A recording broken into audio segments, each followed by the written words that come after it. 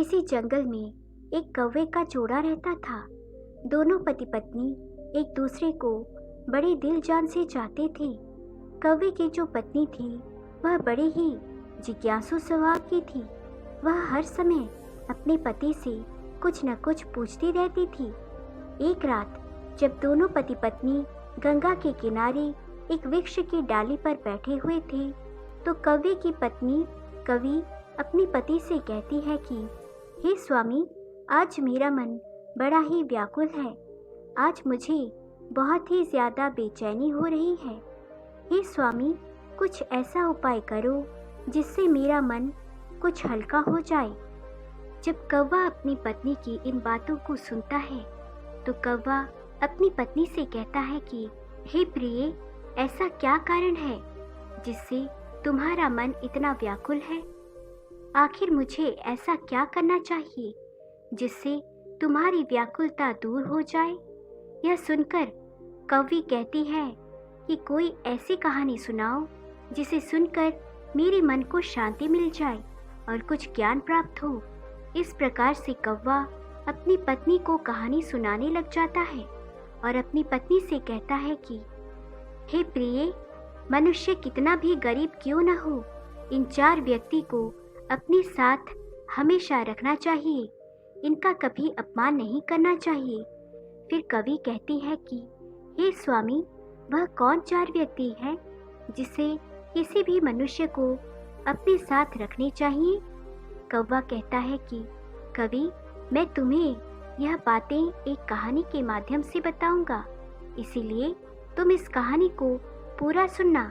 तब कवि कहती है कि हे स्वामी, मैं आपकी इस कहानी को पूरे मन से सुनूंगी, कृपया आप कहानी सुनाइए। तब कौवा अपनी कहानी शुरू करता है और कहता है कि एक गांव में एक वृद्ध महिला अपनी दोनों बेटों के साथ रहती थी। उसका पति पहले ही गुजर चुका था और उनके पास केवल 2 बेटे ही थे। इस प्रकार उनके परिवार में कुल 3 सदस्य थे। उनकी जमीन भी बहुत कम थी। वह अपने बेटों के साथ मिलकर उस छोटी सी जमीन पर काम करती थी। उसके बेटे बहुत मेहनती थे। उन तीनों का जीवन उस छोटी सी जमीन से चलता था। समय के साथ जब बेटे विवाह योग्य हो गए तो उस वृद्ध महिला ने उनकी शादी करवा दी। घर में 2 बहुएं आ गई। कुछ समय तक सब कुछ अच्छा चलता रहा। घर में बहुत प्रेम था और सभी मिलजुल कर रहते थे।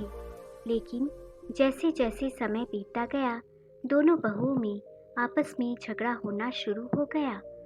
कभी किसी बात को लेकर तो कभी किसी बात को लेकर बड़ी बहू छोटी बहू से कहने लगती कि तुम ऐसा करती हो, वैसा करती हो, तो उन्होंने हमारे साथ यह कर दिया, उन्होंने वह कर दिया। इन्हीं बातों को लेकर की बड़ी बहू भी छोटी बहू से उल्टी सीधी बातें कहती रहती थी और लड़ाई होती रहती थी।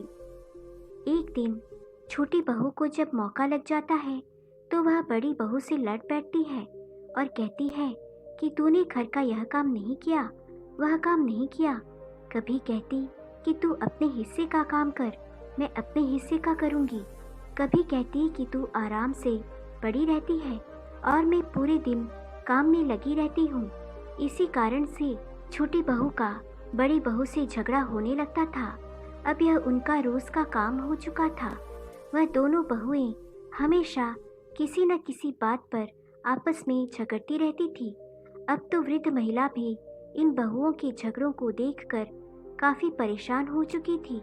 उन्हें लगने लगा कि उनके बेटों की पत्नियां बहुत झगड़ा करती हैं। उन्होंने इस बारे में अपने बेटों से बात की। बेटों ने उन्हें समझाने की कोशिश की, पर इसका उन पर कोई असर नहीं हुआ। एक दिन उस वृद्ध महिला ने सोचा कि जब हम 3 लोग घर में रहते थे तो थोड़ी सी जगह में हमारा पूरा गुजारा हो जाता था, और अब हम 5 लोग हो गए हैं, इसीलिए हमारा घरेलू खर्च पूरा नहीं हो पा रहा। शायद यही कारण है कि झगड़े हो रहे हैं। इसी वजह से वृद्ध महिला ने अपने दोनों बेटों से कहा, बेटा, तुम लोग परदेश चले जाओ और कोई नौकरी ढूंढकर पैसे कमाओ। ताकि धन लेकर आ सकूं और यह झगड़ा खत्म हो सके, क्योंकि जब घर में पैसा आएगा तो ज़रूरतें पूरी होने लगेंगी और आपसी लड़ाई रुक जाएगी। अक्सर कहा जाता है कि घर में लड़ाई झगड़े का एक ही कारण होता है, पैसे की कमी।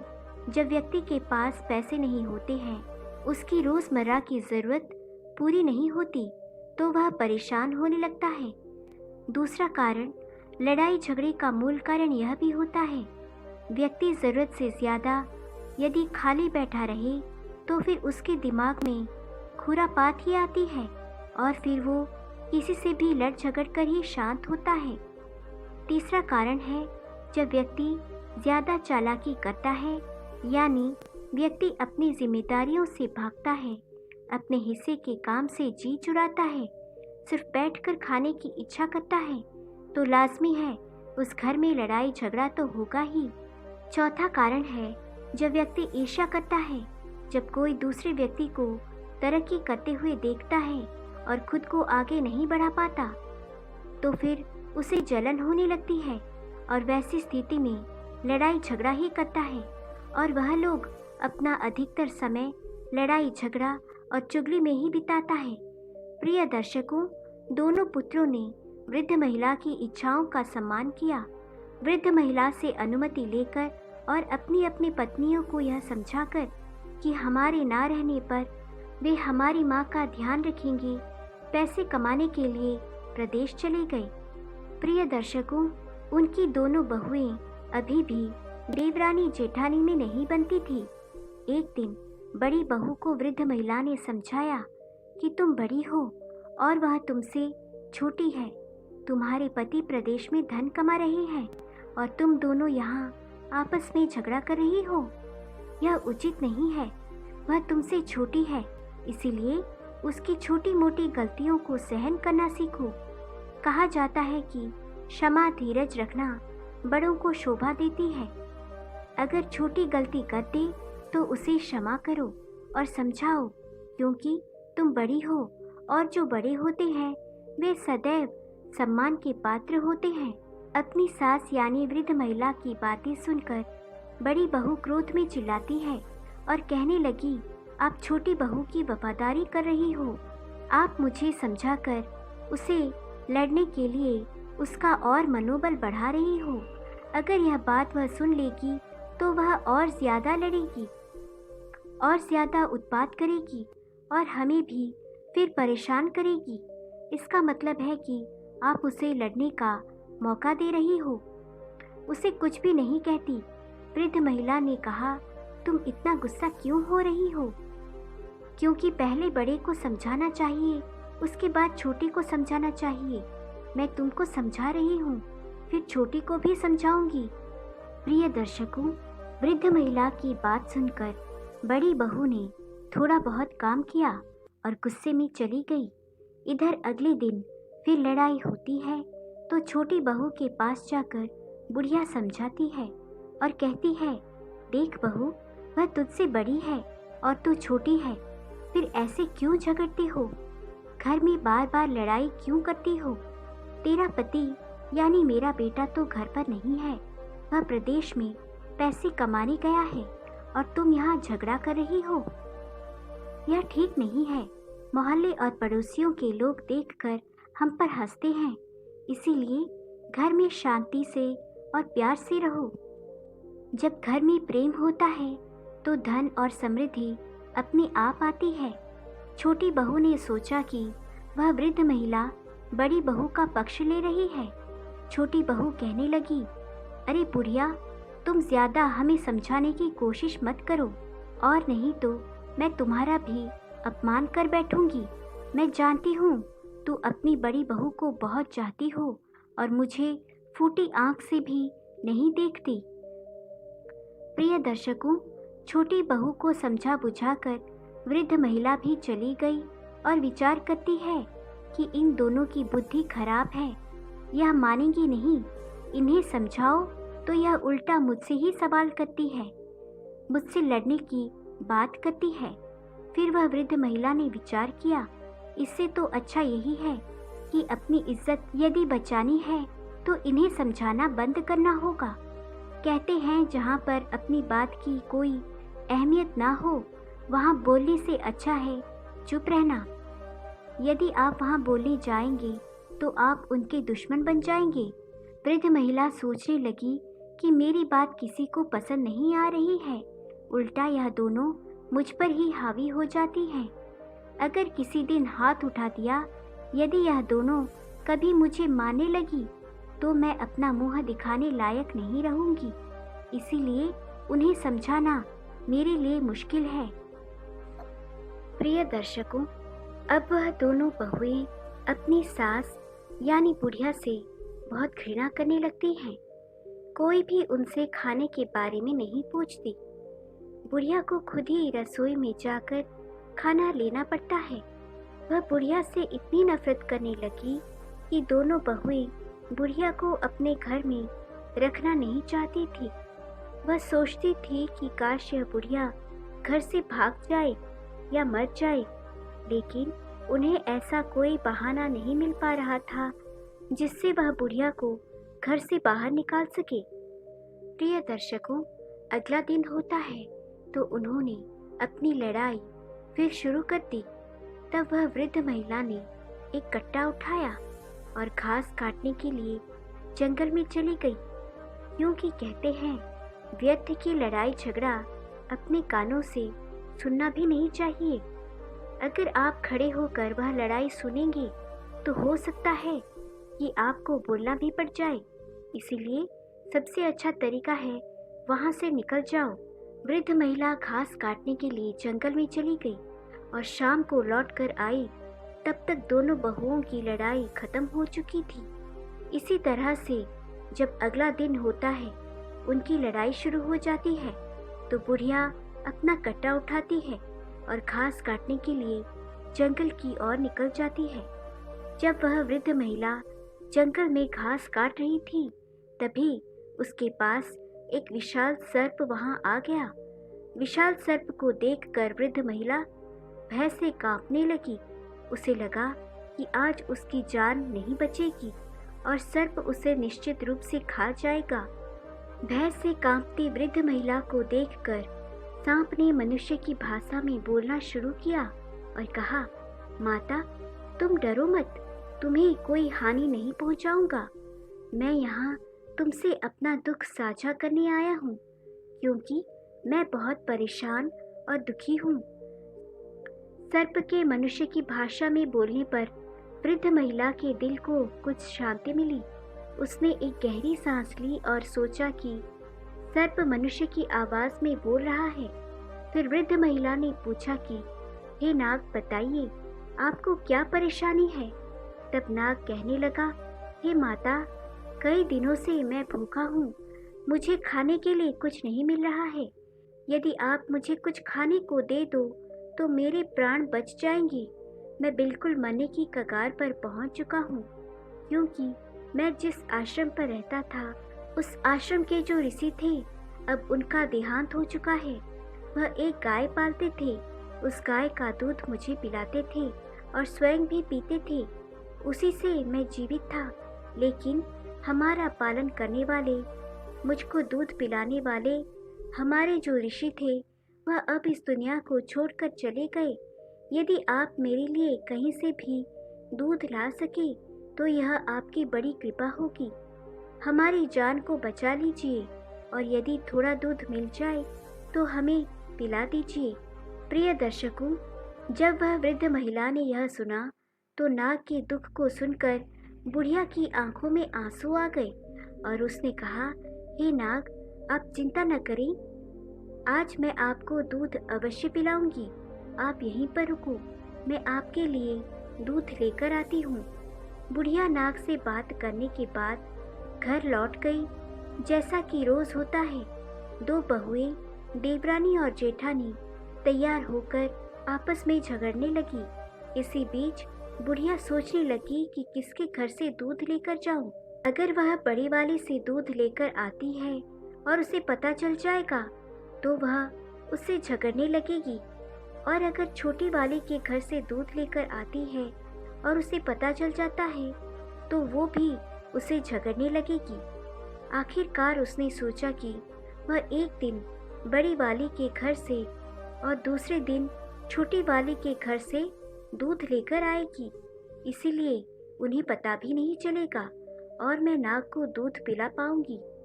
प्रिय दर्शकों, वृद्ध महिला ने वैसा ही किया। बड़ी वाली के घर से उसने थोड़ा सा दूध लिया और दूध को लेकर कट्टे में छुपाकर घास लेने के लिए जंगल में चली गई। तब तक वह नाग भी वहां आ जाता है और कहते हैं, हे माता, मेरे लिए कुछ दूध लेकर आई हो? फिर बुढ़िया कहती है, हाँ नाग, मैं आपके लिए दूध लेकर आई हूँ। उस बुढ़िया ने तुरंत वह दूध नाग के आगे रख दिया। जब नाग ने दूध पी लिया तब उसे शांति मिली।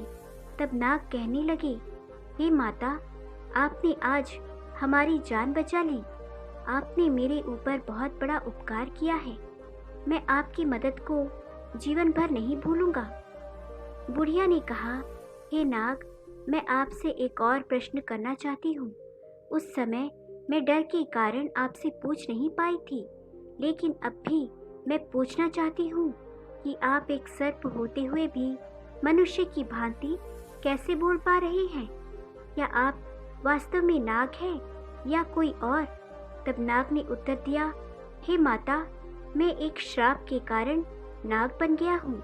मैं एक राजा के घर नाग रूप में जन्मा था और मेरे पिता ने मुझे नाग समझकर जंगल में छोड़ दिया था।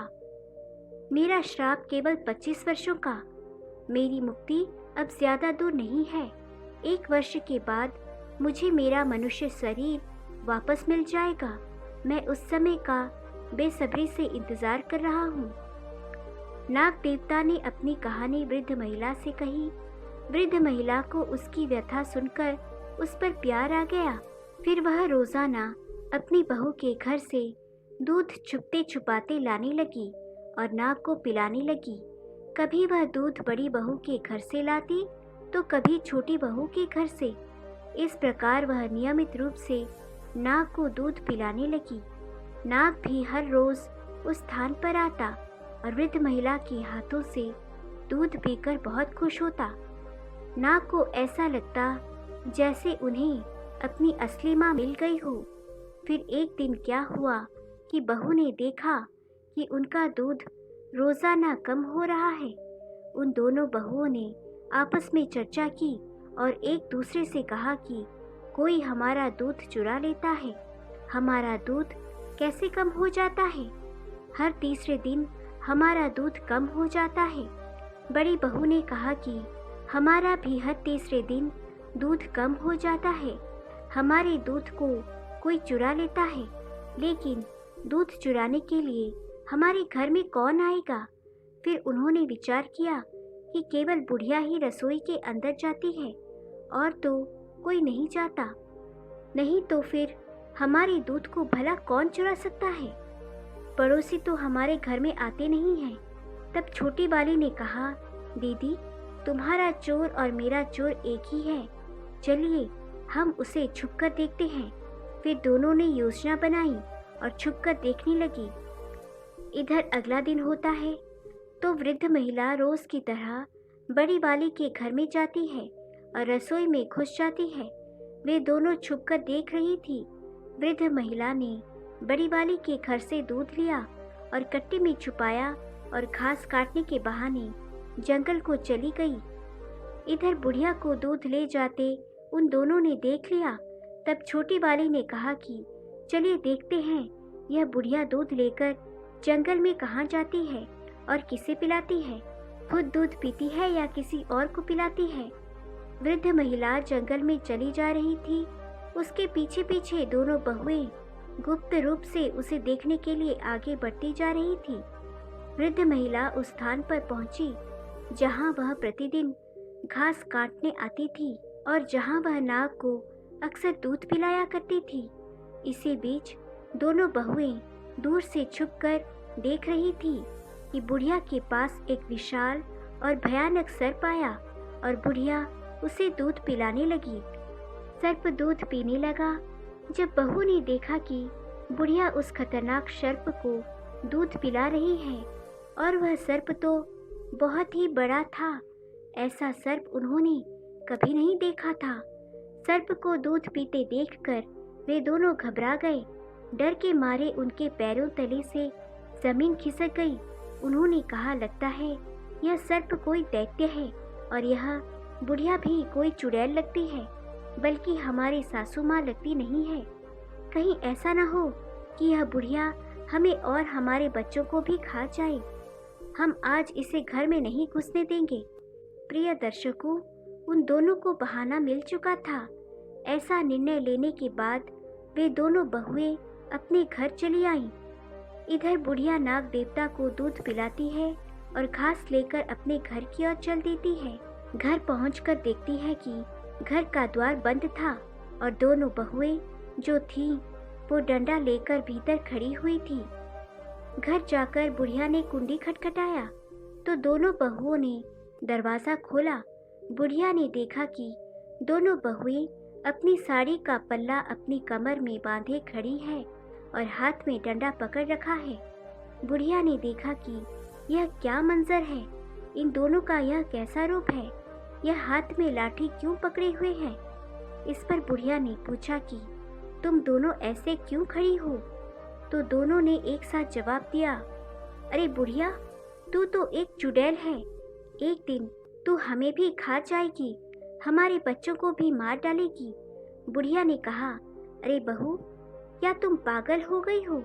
मैं तुम्हारी सासू हूँ, कोई डायन नहीं जो तुम्हारे बच्चों को खा जाऊंगी। अरे तुम्हारे बच्चे तो मेरे पोते पोती हैं, जो मुझे मेरे बेटे से भी ज़्यादा प्यारे हैं, और तुम ऐसी बातें क्यों कर रही हो। तब वह दोनों बहुएं कहने लगी, अरे बुढ़िया, हमें पागल मत बनाओ, हमने तुम्हें देख लिया है, तू एक खतरनाक सर्प को दूध पिलाती हो, हमारे घर से चोरी करके दूध ले जाती हो और उस सर्प को पिलाती हो। वह सर्प कोई राक्षस है और तू उसके साथ में कोई चुड़ैल या डायन है, और अब हम तेरा विश्वास बिल्कुल नहीं करेंगे। आज के बाद तुम्हारे लिए इस घर में कोई जगह नहीं है, तुम्हें इस घर में हम घुसने नहीं देंगे, और ज़्यादा ज़बरदस्ती की तो यहाँ से फिर जिंदा बचकर नहीं जाओगी। इसीलिए अच्छाई इसी में है कि तू यहाँ से सीधे वापस चली जा। आज से तेरा हमसे कोई संबंध नहीं है। बुढ़िया ने दोनों बहुओं को बहुत समझाया। फिर बुढ़िया कहने लगी, तुम लोग जो सोच रही हो ऐसा कुछ भी नहीं है, यह मेरा घर है और हमें अंदर आने दो। अब परिणाम यह हुआ कि दोनों बहुओं ने उस बुढ़िया को घर में घुसने नहीं दिया। बुढ़िया ने ज़बरदस्ती की तो एक डंडा बुढ़िया को मार दिया और उसे धक्के मार कर घर से बाहर निकाल दिया। रात का समय था और अंधेरा हो चुका था। बुढ़िया अपनी बहू से रोते हुए कहने लगी, मैं इस रात में कहाँ जाऊंगी। उसकी बहू ने उत्तर दिया, हमें तुमसे कोई सारोका नहीं है, चाहे तुम कहीं भी जाकर मरो। और इसके बाद उन्होंने घर का दरवाज़ा बंद कर दिया। बुढ़िया वहीं पर रोती रही। फिर उसने सोचा, रोने से अब क्या लाभ होगा, वह दोनों दरवाज़ा नहीं खोलेंगी। उसने तय किया कि उसे कहीं और शरण ढूंढनी चाहिए। इसीलिए वह रात में उसी स्थान पर गई जहां वह आमतौर पर घास काटने जाया करती थी, और उस नाग का इंतज़ार करने लगी जिसे वह दूध पिलाया करती थी। हालांकि रात को नाग नहीं आई, क्योंकि उनका आना दिन के समय ही होता था। वहाँ एक विशाल बरगद का पेड़ था जिसके पास वह बुढ़िया लेट गई। रात भर वह बरगद के पेड़ के पास बैठी रही और सुबह होने का इंतजार करती रही। जैसे ही सूरज उगा वह नाग वहाँ पहुँच गया। जब नाग वहाँ आए उस समय वह बूढ़ी औरत नहीं दिखाई दी। वह कभी इधर उधर देखता रहा, लेकिन जल्द ही उसकी नज़र पड़ी कि बरगद के पेड़ के पास वहाँ वह बुढ़िया रो रही है। नाग तुरंत वहाँ पहुँचा और पूछा, हे माता, आपको क्या हुआ है? आप क्यों परेशान हो? आप क्यों रो रही हो?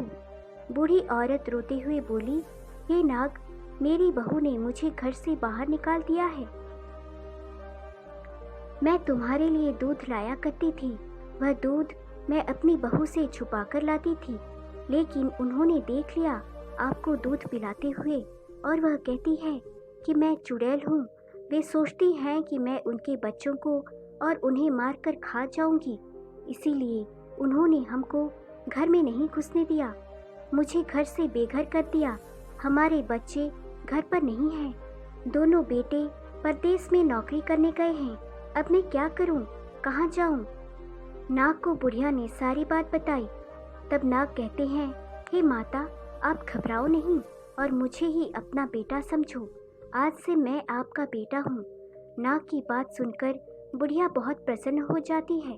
फिर नाग कहता है, आप घबराइए नहीं, आप हमारे साथ आइए। इसके पश्चात वह नाग बुढ़िया माता को साथ लेकर घने वन में जाता है। आगे आगे नाग चलता है और उसके पीछे वृद्ध माता। वे एक विकराल जंगल में पहुंचते हैं, जहां नाग बुढ़िया माता को लेकर आता है, जहां वह आश्रम में दूध पीने जाता था। नाग बुढ़िया को उस आश्रम तक ले आता है। बुढ़िया पूछती है, बेटा, यह आश्रम किसका है? यह तो बहुत ही मनोरम है। तब नाग कहता है, यह आश्रम एक ऋषि महात्मा का था, जो अब परमात्मा को प्यारे हो गए हैं। उनका देहांत हो गया है। मैं यहाँ पर ही रहता था और इसी आश्रम में मुझे उस ऋषि ने गाय का दूध पिलाया था। गाय भी यहीं कहीं आसपास होगी। वह बेचारी भटक रही होगी। अगर वह हमें देख लेगी तो निश्चित ही यहाँ आ जाएगी। कुछ समय पश्चात वह गाय भी वहाँ आ जाती है। गाय के थन दूध से भरे हुए थे। तब नाग कहते हैं, हे माता, इस गाय का दूध निकालिए और आप भी पी लीजिए, हमें भी पिलाइए। बुढ़िया गाय का दूध निकालती है। उसके बाद उस नाग को दूध पिलाती है और स्वयं पीती है। फिर नाग कहता है, हे माता, अब आप घबराइए नहीं, आप निश्चित होकर इस आश्रम पर रहें। यह गाय हमारे लिए दूध देगी और यहाँ ऋषि महात्मा की कृपा है। वह अपनी कृपा छोड़कर यहाँ से चले गए हैं। ऋषि महात्मा की कृपा से यहाँ अन्नपूर्णा का वास रहता है। यहाँ पर रहने वाले को किसी चीज़ की कोई कमी महसूस नहीं होती है। खाने पीने की हर चीज़ यहाँ उपलब्ध होती है। आप कुछ भी खाएं, आप कुछ भी बनाएं। यह सुनकर बुढ़िया और भी ज़्यादा खुश हो जाती है और फिर अपने बेटे नाग के साथ में वह बुढ़िया वही आराम से रहने लगती है। नाग हर दिन घूमने निकल जाता था और शाम को वापस आ जाता था, जबकि बुढ़िया और गाय वहीं चैन से रहते थे। गाय भी हर रोज़ घास खाने जाया करती थी और शाम को वापस लौट आती थी। शाम के समय वे तीनों एक साथ बैठकर भोजन करते थे और आश्रम में प्यार से रहते थे।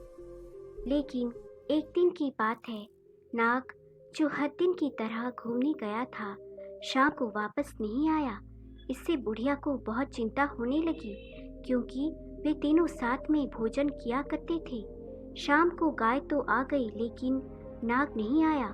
बुढ़िया इंतज़ार करती रही कि उसका बेटा नाग इतना अंधेरा हो जाने के बावजूद भी वापस नहीं आया। बुढ़िया रात भर अपने बेटे नाग का इंतज़ार करती रही। उसने कुछ भी नहीं खाया, पूरी रात भूखी रही, लेकिन फिर भी वह नाग लौटकर नहीं आया। अगला दिन होता है तो स्वयं बुढ़िया नाग को ढूंढने के लिए जंगल की ओर चल देती है। बुढ़िया नाग को ढूंढते ढूंढते जंगल में निकल गई। जंगल में उसने देखा कि वही उसका बेटा नाग जमीन पर गिरा पड़ा था और वह नाग उस पेड़ की टहनियों में दबा हुआ था। नाग को टहनियों के बीच दबा हुआ देखकर बुढ़िया व्याकुल हो जाती है और गाय की सहायता से टहनियों को हटाती है। वो नाग काफ़ी घायल और जख्मी हो चुके थे। बुढ़िया पूछती है, बेटा, यह सब कैसे हुआ? इस पर नाग अपनी पूरी कहानी बताता है। हे माता, मैं जब शाम को आश्रम लौट रहा था तो एक भयानक तूफान आ गया। तूफान के आने से मैं एक पेड़ पर चढ़ गया, लेकिन तूफान के झोंके से वह पेड़ गिर गया और मैं उसके नीचे दब गया। मैंने निकलने की बहुत कोशिश की पर सफल नहीं हो पाया। मैं सोचता रहा कि मेरी माँ मेरा इंतज़ार कर रही होगी, पर मैं बाहर नहीं आ पाया। मुझे चोट भी लग गई। इसके बाद बुढ़िया कहती है कि बेटा, तुम घबराओ नहीं, आओ मैं तुम्हारी चोट का इलाज कर देती हूँ। इस तरह से बुढ़िया अपने नाग को आश्रम ले जाती है और कुछ औषधि को पीस कर लाती है। फिर वह इन्हें मिलाकर एक लेप तैयार करती है और उस नाग के घायल शरीर पर लगा देती है। रोजाना इस लेप को लगाने से धीरे धीरे उसके घाव भरने लगते हैं। इस लेप को लगाते हुए बुढ़िया ने उसे पूरी तरह से ठीक कर दिया। 1 साल बीत जाने के बाद वह नाग का रूप छोड़कर फिर एक मनुष्य के रूप में आ जाता है। अब वह बेहद ही सुंदर राजकुमार बन जाता है। उन्हें एक सुंदर और रूपवान राजकुमार के रूप में देखकर बुढ़िया बहुत खुश होती है और बार बार उन्हें प्यार से छूती है। बुढ़िया माता की खुशी का ठिकाना नहीं रहा। फिर वह कुछ दिनों तक उस आश्रम में रहते हैं। इसके बाद एक दिन बुढ़िया कहती है, बेटा अब हमें तुम्हारे पिता के पास चले जाना चाहिए। फिर बुढ़िया ने पूछा कि तुम कहाँ के रहने वाले हो? तुम्हारे पिता कैसे हैं? तुमने कहा था कि तुम एक राजा के बेटे हो। चलो देखते हैं कि तुम्हारे पिता कैसे हैं और तुम्हारी माँ कैसी है। तब नाग से बना हुआ राजकुमार कहने लगा, नहीं, मैं बाहर नहीं जाऊंगा। उस पिता को देखकर क्या करूंगा जिस पिता ने हमें जंगल में फेंक दिया था। तब बुढ़िया ने समझाया, हे बेटा, उस समय तुम एक नाग के रूप में थी। उस समय तुम्हारे पिता ने डर से तुम्हें छोड़ दिया होगा, लेकिन अब तुम एक मनुष्य के रूप में हो, तो तुम्हें देखकर तुम्हारे माता पिता बड़े खुश हो जाएंगे। इसीलिए बेटा तुम वहाँ चलो, इसी बहाने से मैं भी तुम्हारे माता पिता से मिल लूंगी। नाग जो राजकुमार था वह बुढ़िया माता को लेकर अपने राजमहल की ओर चल देते हैं। चलते चलते जब वे अपने राज्य में पहुंचते हैं तो वहाँ के लोग उन्हें देखकर उस पर मोहित हो जाते हैं। सब लोग सोचने लगते हैं, काश यह खूबसूरत राजकुमार हमारा होता तो कितना भला होता। वे दोनों उस शहर में प्रवेश करते हैं और वहाँ के चौकीदार से मिलकर पूछते हैं, राजा से मिलना है। चौकीदार उन्हें राजा के मंत्री के पास ले जाते हैं। मंत्री के पास पहुंचकर बुढ़िया माता और राजकुमार ने राजा से मिलने की इच्छा जताई। उन्होंने कहा, मंत्री जी, हम यहाँ के राजा और रानी से मिलना चाहते हैं। वह कहाँ हैं? इस पर मंत्री ने उत्तर दिया, बेटा, हमारे राजा और रानी इस समय मिलने के योग्य नहीं है। उनकी स्थिति बहुत खराब है। राजा स्वयं अपने राज्य की देखभाल नहीं कर पा रहे हैं। यहाँ का सिंहासन खाली पड़ा है। तब राजकुमार ने जिद की और बुढ़िया ने भी कहा कि नहीं मंत्री, कोशिश करिए कि हम उनसे मिल सके।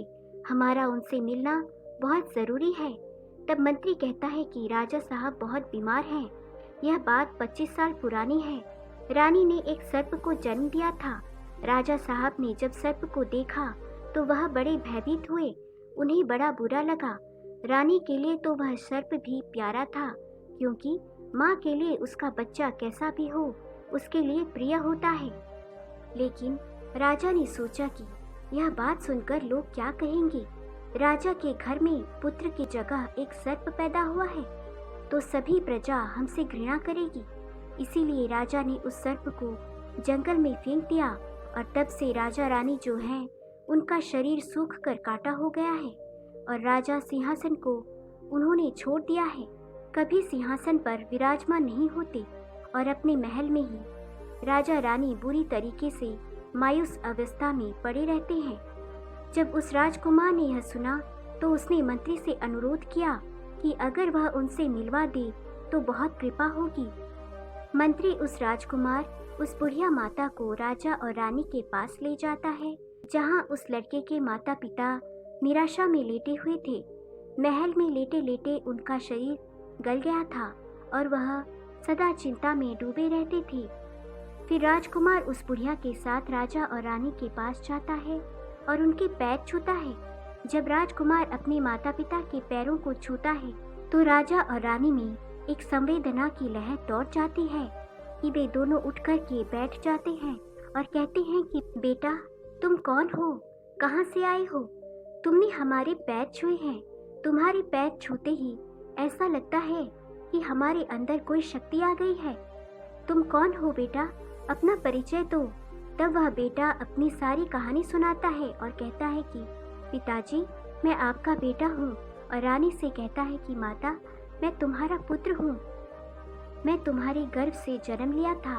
मैं नाग के रूप में था। मुझे ऋषि का श्राप लगा हुआ था इसीलिए मैं नाग बना, लेकिन आप लोगों ने मुझे जंगल में फेंक दिया। 25 साल का श्राप था, 25 साल पूरे हो गए और आज हम पुनः मनुष्य के स्वरूप में आ गए हैं। माँ, अब क्या आप मुझे अपने हृदय से नहीं लगाओगी? इतने शब्द सुनने के बाद वह माँ भाग कर के अपने बेटे को हृदय से लगा लेती है और उस राजा के लिए खुशी का ठिकाना नहीं रहा। राजा रानी ने अपने बेटे को गले से लगा लिया